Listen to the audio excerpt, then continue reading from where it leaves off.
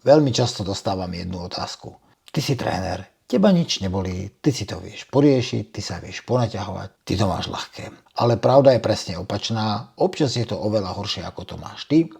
Vieš, ako sa hovorí, aj obuvník chodí bosý. Toto video je zamerané na to, aby som ti ukázal môj pohľad na rozdiel medzi športovcom a nešportovcom, čo sa týka bolestí. Teda realita športovca, trénera alebo niekoho, kto sa vyzná vo svaloch alebo vie, čo s tým má robiť. Tréneri ani športovci nie sú bez bolestí, dokonca niekedy to majú horšie. Práve naopak, čím častejšie trénuješ, tým častejšie zažívaš svalovku, stuhnutosť svalov, preťaženie, úpony a fakt je taký, či už ja alebo iní športovci majú takisto ťažké dni, nenajdú si čas na stretching, mávajú ťažké noci, teda málo spánku, tým potom dochádza k stuhnutosti alebo skráteniu svalov.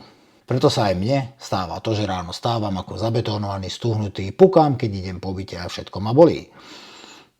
Ale schválne, pozri sa nejakému vrcholovému športovcovi do tašky alebo sa ho spýtaj, či má doma takú krabicu alebo takú zásuvku, v ktorej nájdeš nasledovné veci. Bandáže, tejpy, krémy proti bolesti, prášky proti bolesti, valce, masáž na nástavce, všetko také, čo mu pomôže k tomu, aby sa vedel rozhýbať, rozmasírovať. Títo ľudia idú cez bolesť. Prečo? Pretože vedia, že svaly ich v skutočnosti držia pokope. Ak sa prestanú hýbať, všetko je horšie a regenerácia je dlhšia. Teda kľúčový rozdiel je ten, že vie, čo robí. Ak vie, že bolesť je svalového pôvodu, vie, že bolesť je pôvodu zo tréningu alebo z preťaženia, že potrebuje pohyb, mobilitu, rozhýbanie, rozohriatie a že regenerácia vyžaduje nejaký čas a počas regenerácie bude cítiť bolesti a stuhnutosť. Pre tento dôvod ide cez tú bolesť rozumom a nie hlúpo proti tomu, aby si ublížil. Aj keď občas sa nájde taký prípad, že to robí zle.